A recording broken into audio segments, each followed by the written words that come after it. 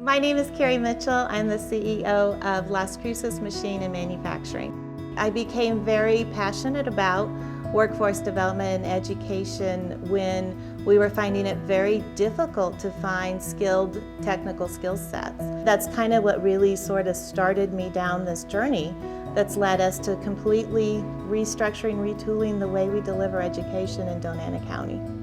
Well, as superintendent of schools, I have the opportunity to oversee about 25,000 students, about 3,800 staff, about 2,300 teachers or instructional assistants to be sure that the education the kids get is exactly what they need. But mostly we have to create an environment that's exciting and an environment that matters. You know, most kids that I talk to say that the reason they want to be in school is because what they do in school is relevant to them, and there's a reason why they're learning what they're learning. We're doing it right now, right here, Early College High School. This is a more difficult and demanding curriculum than you normally see in a public school.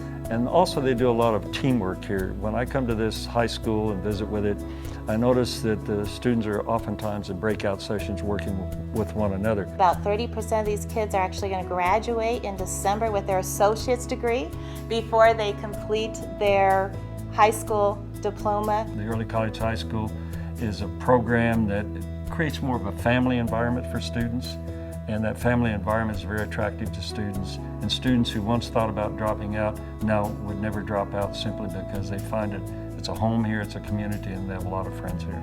I think far too long business has accepted a role that actually education designated for us, and that was to be advisors.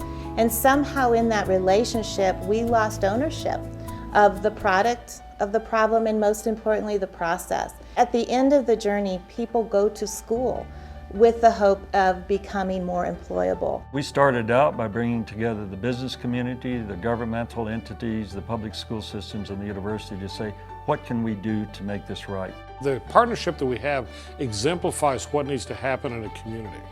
There's some very important stakeholders to make education work. This is a model of leadership from the private sector. Simply, the private sector decided, instead of blaming parents and blaming public schools and blaming universities, they said, we're going to assume a leadership role and we're going to drive the agenda, but we're going to do it in a way that's collegial.